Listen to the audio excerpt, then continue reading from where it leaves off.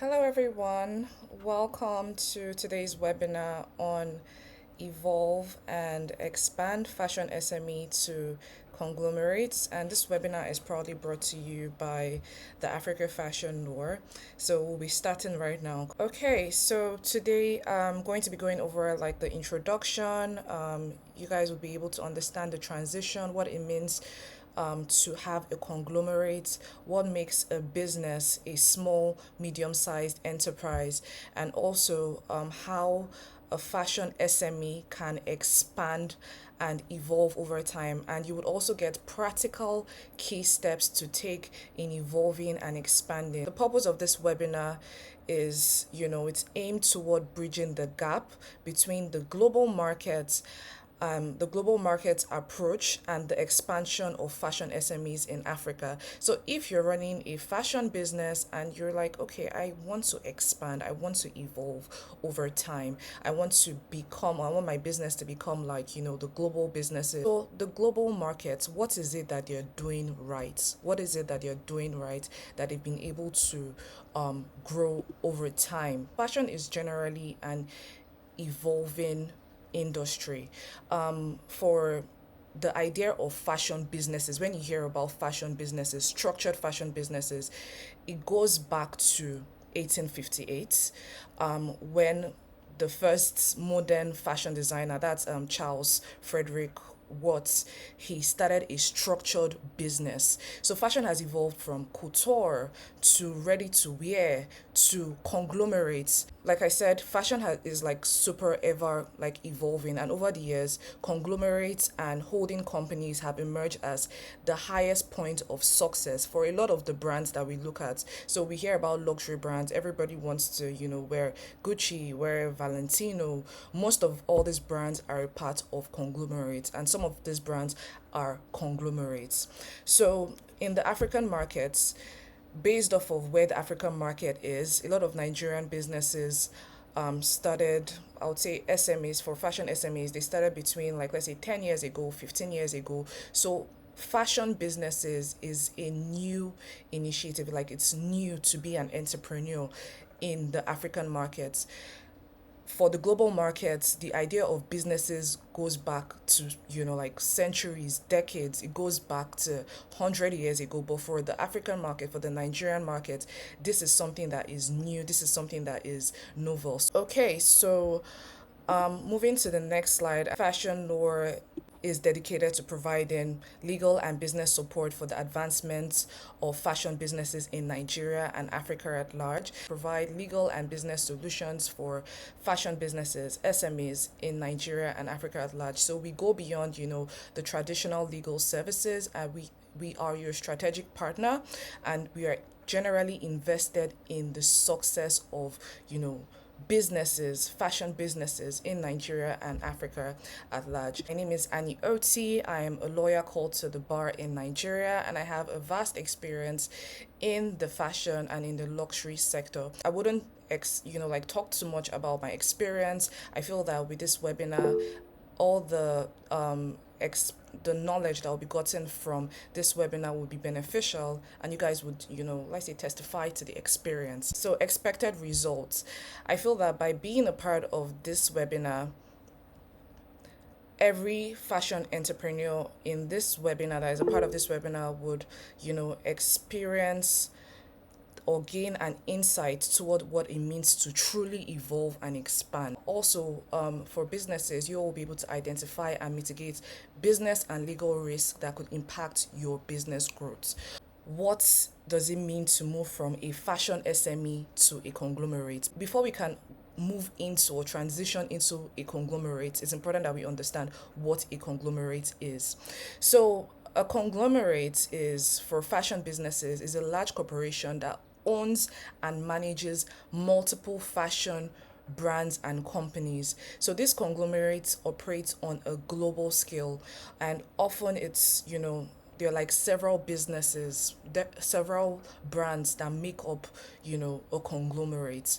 How is a conglomerate attained? A conglomerate is created when a corporation intends to expand its business by acquiring or merging with companies. So for a lot of fashion SMEs would start up their business, and I'll say entrepreneurs. You all are entrepreneurs here, so I'll say for the entrepreneurs in the house, you start up your business. You have a passion, you have a goal. You start up your business, and then you just you design your product and you go into the market.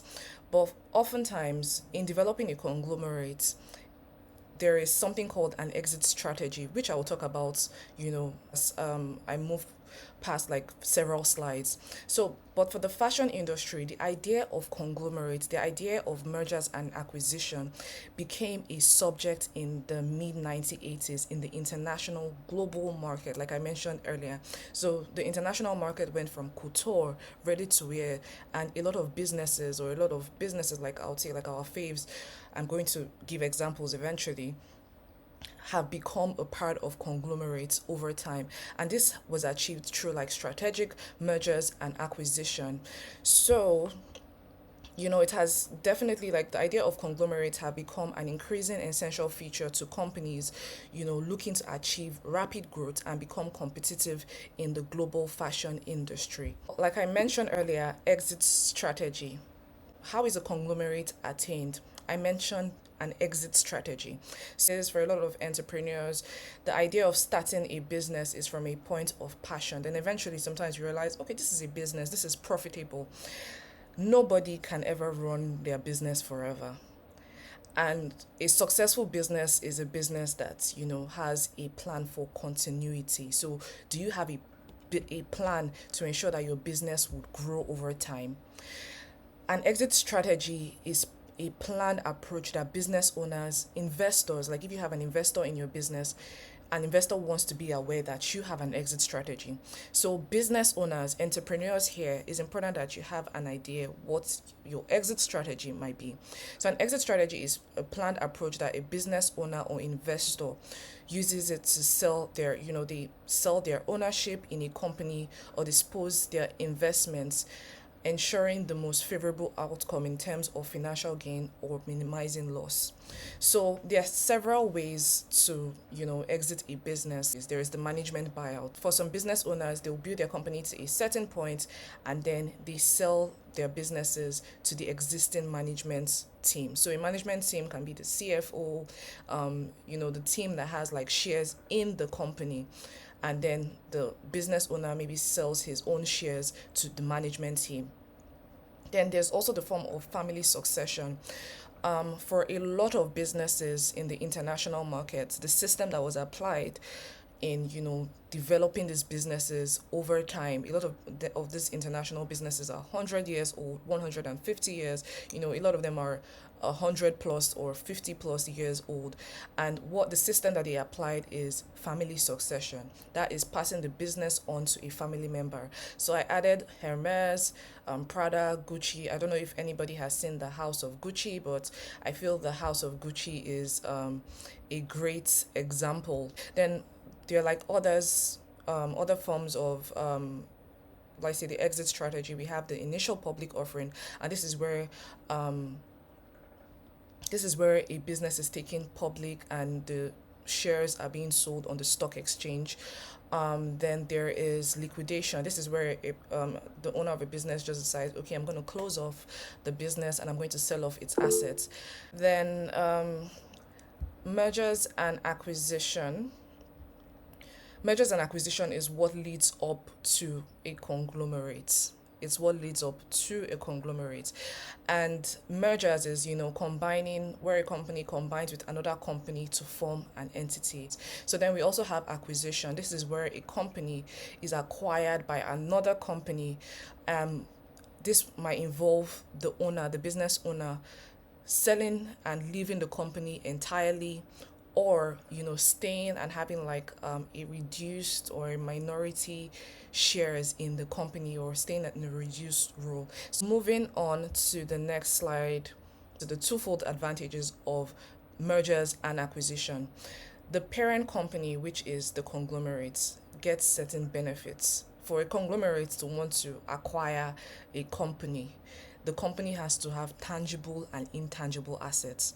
So here is like, like a few example. A parent company would buy into the benefit of the image of a smaller company, that's a subsidiary, the reputation, the value proposition, and the customer loyalty built up by the smaller firms over many years. And the smaller firm can definitely access investments, centralized function resources like ICT and finance from the parent company. Moving on to the next slide, I'm going to give you guys examples of international conglomerates. So we hear about Gucci, we hear about Bottega, we hear about Alexander McQueen. Fun facts, these companies are owned by Kering. Yes, they are individual companies, but they were sold to Kering. As we can see here, this is Kering. They have like they own a ton of companies. Kering is a conglomerate in the fashion industry and is a popular one. We hear about Louis Vuitton. We hear about Dior. A lot of times, if businesses, SMEs look into the evolution of fashion, you would see that most of all these businesses expand. They've expanded into not just clothing. Some of them have perfume lines. Some of them have hospitality businesses, restaurants. They are, they've expanded beyond couture, ready to wear, and now they're going into lifestyle, hospitality. So here, LVMH, this is Bernard Arnault. And this is also another example, Richmond Group. I'm sure we all know Van Cleef, we know Cartier. These are just like examples. I'm going to bring it home so that we can understand what it is in Nigeria, what the idea of acquisition is, what the idea of conglomerate is in Nigeria. Okay, so moving on to the next slide. Capri, I want to talk about this because it might seem that businesses can only get acquired. Sometimes businesses become the ones doing the acquiring. So an exit strategy, people might not want to sell their businesses eventually. Some people might want to build their businesses to a certain point. They're like, okay, I want to build my business and maybe even own some businesses. There is a possibility to that. A good example is Michael Kors, Michael Capri Holdings Limited. So it was formerly known as Michael Kors Holding Limited, and it's owned by Michael Kors, and he has partners, or rather, they're like several partners, and over time they purchased Versace, Jimmy Choo. It's possible to be the brand acquiring. You can build from a small fashion SME, and you can be the brand, acquiring, or you can be the business being acquired. It's a matter of choice and having a clear exit strategy. Moving on from Capri Holding. So this is a very good example, Maven Records. We all know or are aware of the whole buzz with the creative industry. We're all aware of the buzz with the music industry. Afrobeats is making amazing waves. The international market is coming, or rather not is, has come into the Nigerian market space. And recently, Universal Music Group acquired a majority shares in Maven Record. So example of conglomerates in Nigeria, I'm sure everybody's aware of Transcorp, everybody's aware of Dangote companies. So Transcorp owns a ton of companies in energy, in hospitality, in Wild Dangote, in agriculture, in construction. They own a ton of companies. So it takes time. It takes time to, will I say, become a conglomerate doing the acquisition, and it takes a lot of knowledge. This map is from a book. I have to put it out there that it's from a book just to provide clarity on fair use. It's from a book, The Lives of 50 Legends by Fashionary. So why I'm sharing this again is because I know a lot of businesses here are like fashion SMEs, small, medium-sized businesses. And I just want to let you guys know that there is a possibility because for the international markets, their journey started from 1858, while ours, for a lot of businesses, it starts from like, let's say, the early 2000s, because the idea of entrepreneurship was, recently embraced in the early 2000s. So now, moving on to the next slide, what makes a business a fashion SME? I'm sure a lot of people hear about SMEs and they're like, okay, is my business an SME? So in Nigeria, it's recorded that 97% of all businesses in Nigeria have employ less than 100 employees, which implies that 97 of all companies in Nigeria are small businesses. So SMEs are firms with a total investment, excluding the cost of land, but including capital, of up to 750,000 and paid employment of up to 50 persons. And SMEs are generally characterized by simple management structure, informal employer employee relationship. They're like labor intensive operations, the fusion of ownership and management. Sometimes it's the owner that manages every area: finance, business, accounting, which is not bad, but it's just important that businesses are aware of where they are and they have the intention towards growing. Okay, so SMEs exist in the form of, sole proprietorship, that's having your business name registered, and partnerships, but sometimes SMEs are registered as limited liability companies. Okay, so now I'm going to share a growth path, how a business can go from SME to conglomerate. It's not just by attending this webinar, like once you attend this webinar then tomorrow you become a conglomerate. No, it doesn't work like that. You guys are here to gain the knowledge. So for a lot of SMEs, entrepreneurs here today, the first step is you're building a strong foundation with a focused product line. So a lot of businesses have products. You all have products and you have a market. What is your market? So I've attended events where they will talk about, oh, what is your market? What's your target market? It's important that you're aware of your target market. It's not just theory that people are talking about. It's important that you are aware of your target market. And once you're an SME, maybe you're in Lagos or you're in Abuja, Port Harcourt, wherever you might be, you're in Lagos, and you are maybe at Yaba, you're running your business in Yaba, and eventually you decide, okay, you've built your business to a certain point and you decide, okay, you want to expand. The first thing that says growth for a business is when a business expands regionally. If you think about Rough and Tumble, I really like the story of Rough and Tumble. Rough and Tumble has over 17 stores. They provide African children designs in Nigeria, but they have over, I think, 17 stores or 15 stores within Nigeria.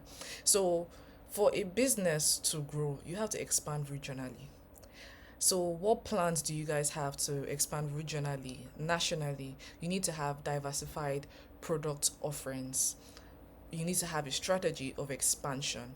Then you need to become a national leader in your country. Like, is your business a national leader? What does it mean to be a national leader?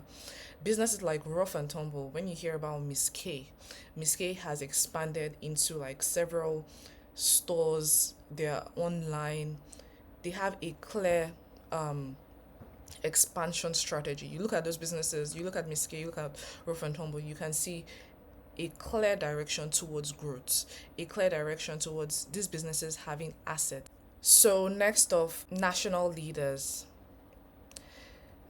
Like I said, you need to solidify your presence, your national presence, extend your brand and scale operations. So I know a lot of SMEs now, you ship from one place to another, like maybe you're in Lagos, somebody orders in Delta and you're like shipping to Delta, but you need to solidify your presence, your national presence. And this comes with strategies.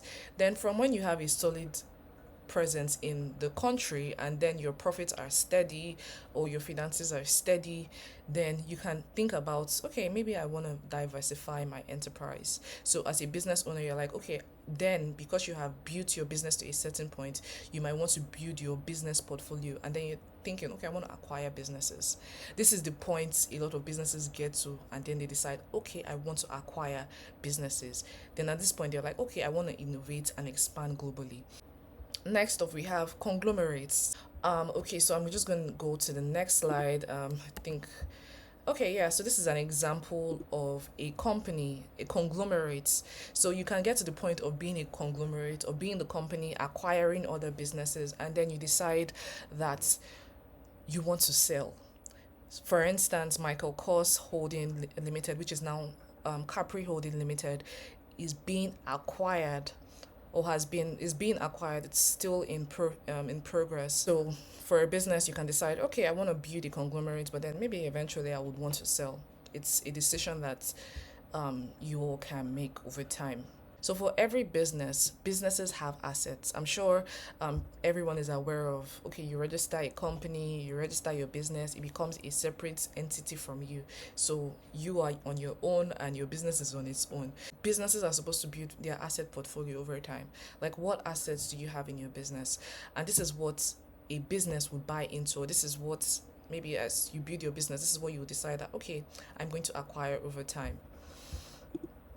So for tangible assets, we have properties like building machineries, inventory, raw materials, work in progress. So like sometimes businesses are bought when they have like maybe products being produced. So that's like work in progress, IP. Then lands, real estate. Businesses own real estates. Like, okay, the store, if you own your own store, that is a tangible asset. If you have your equipment, your sewing machine, your that is assets in your business. So again, there is also the cash in the account, then account receivable. That's like people that are supposed to pay money. Then company supplies. We have like computers, servers, IT equipment, stationaries, and other office supplies. Then next off, intangible assets. We have intellectual property. So trademark is an asset. Your trade secrets, how are you protecting your designs? That's trade secrets. How are you protecting it? It's not by coming online and saying, oh, this person stole my work. Is your work protected?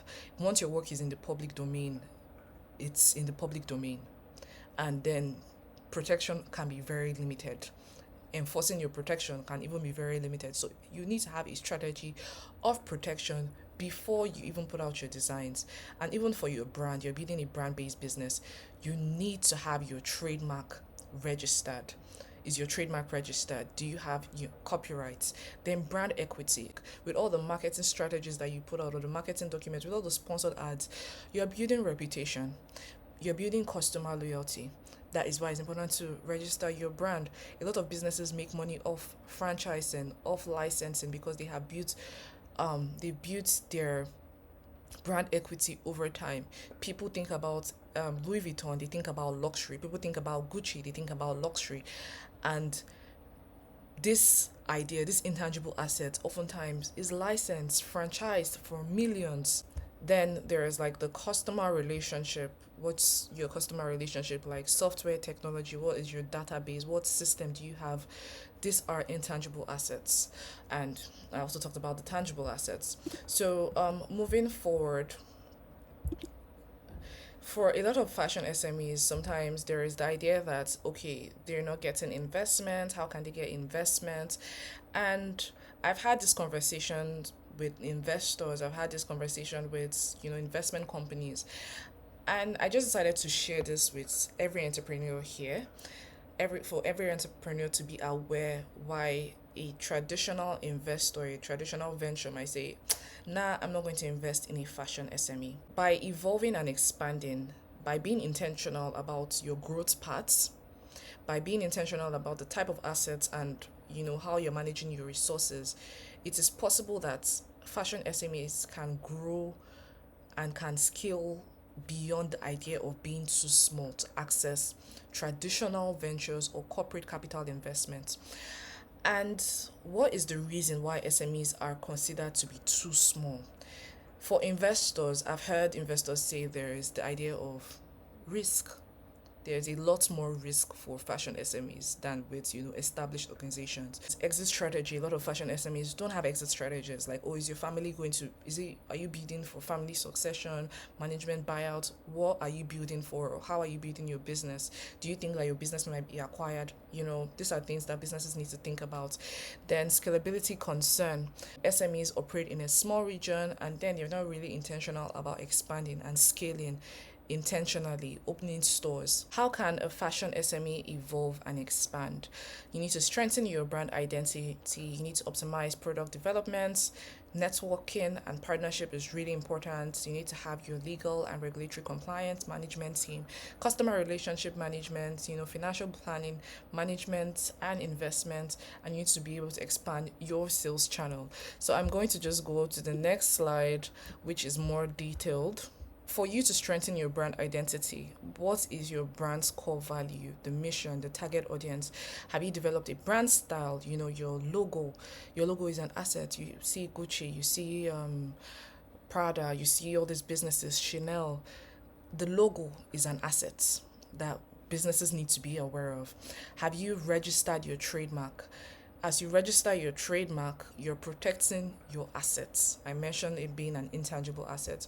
Then next up, you need to expand your sales channel. So you need to ensure that your business is present and seamlessly integrated across various channels, both online and offline. So for businesses, SMEs that might say, okay, I don't have the capacity or the capital to expand my business at the moment or to open stores everywhere. There are showrooms, there are stores that you can, or people, businesses that you can reach out to. There's Folklore.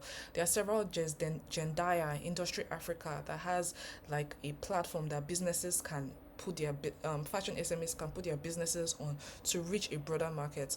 If you can't, like, you're in Lagos now, or you're in Yaba and you're like, okay, I'm just in Yaba, I want to open stores or have like my products in different places. There are showrooms, so you don't need to maybe think, okay, I have to open a store today in Abuja, Port Harcourt, in Delta, everywhere. I have to open a store. No, you can start with showrooms and expand over time. Next of legal and regulatory compliance. Legal and regulatory compliance is super important because your business is separate from you. It is separate from you. Yes, you're the founder, you're the business owner, but if you're looking at having your business grow over time, longevity, you're looking at building your business extensively, then you need to comply with laws. You need to have your business registered. You need to maintain accurate record of compliance, have your policies, have your contracts, your agreements. If you want to like expand over time, and next thing you're like, oh, I had a partnership, where is the agreement to prove that you had a partnership? Where are the documentation to prove that you had a partnership or a solid partnership? So you need to have your documentation. The way you have clothes, the way you have like different things that are for you, your business needs to have assets, documentation, things that are for your business.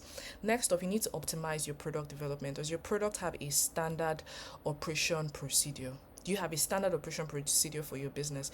Do you have a strategy for market research? You have a strategy for market research to understand your consumer preference, the emerging trends and the market demands. Do you have this in place for your business? So you need to run market research for a lot of the designs that we see that, okay, people are buying into. Like, we see some dresses and we're like, wow, oh my god, this is beautiful. Depth of research that businesses do to determine colors, fabrics, designs is really deep. If you guys can research into it, you will understand that it's really deep, the level of research that businesses go into. Then also, you need to foster collaboration between design, production, marketing, and sales to ensure that there's an alignment with like the product development life cycle. And then you need to implement rigorous quality assurance protocol to ensure that your products are up to standard. Because I've heard, like, especially like with brands or online platforms that promote African wares, they're really key on quality and standard. So as a business, you need to have quality assurance protocols that would protect, or rather, protect the integrity of your product and ensure that your product meets, a substantial standard. Financial planning. I'm sure you will have heard business plan. You need to have business plan is important, but business plan is important. You need to have your financial projection. Also, you need to utilize accounting softwares to track your income, the expense, your cash flow, and the profitability in real time. There are several softwares that are free that you can start with and eventually build up to pay for the softwares that are paid for. Then there is the management team. Businesses need to have management team. Even if you're starting alone, in your head, you should have the idea that you are running maybe multiple roles. You should know that you're running multiple roles. It is not a flex to be doing everything, but sometimes you might not be able to afford not do everything, because to have employees, to have contract staff is money that, like, you need to pay this out. But you need to have a management team over time. So because you're starting alone, that does not mean that maybe 10 years later or 20 years later, your business, you should still be the person that is alone. You need to have a management team. And the management team would be, CFO. For a lot of fashion companies, they have their creative directors with their networking and partnership. In the evolving aspect of the fashion industry, something that I have learned about a lot of all these top businesses is that a lot of them had partners, a lot of them had, the entrepreneurs, the business owners, they had a solid way of networking and partnering, because for a lot of them, they were not even the ones that scaled their businesses. I'm going to use Coco Chanel for an example. She had her business, she was doing fine, but what made her a billionaire was because she had a partnership where she got an investment, and she got a 10% from her perfume. That's the Chanel number 5. She got a 10% shares from her perfume, and that was because she trademarked Chanel. It was a businessman that invested into the marketing, into the sales, and then she was able to, like, scale the perfume. Now we hear about number 5. Chanel number 5 is a classic luxury perfume that people want to be associated with. Okay, so you need to be able to form, strong alliances from supply, marketing. You need to have people everywhere, media, PR, by everywhere strategically to your business, not just everywhere. Then also customer relationship. Customer relationship goes a long way for businesses. You need to have a CRM process. Like, how are you managing the customer relationship in your business, and how do you intend to enhance customer satisfaction? So you need to regularly collect data and analyze customer feedback to identify, areas for improvement, and you need to be willing to adapt and make changes based off of the feedbacks. I hope you guys have learned a whole lot just by being a part of this webinar.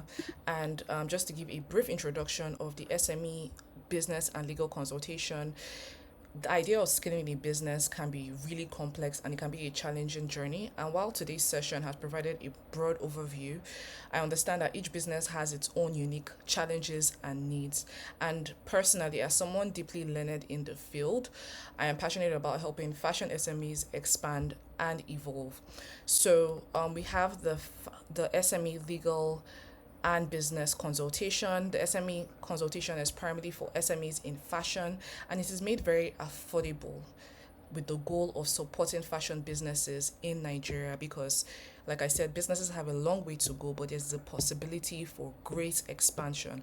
So by accessing the SME consultation, you would get, expert information as it relates to your own business, the needs of your own business, towards business structuring. So you're getting tailored advice on how to structure your business for maximum and, efficient growth. Then also strategies to optimize your operations and scale your business. Then also ideas on intellectual property protection, advisory as to intellectual property protection.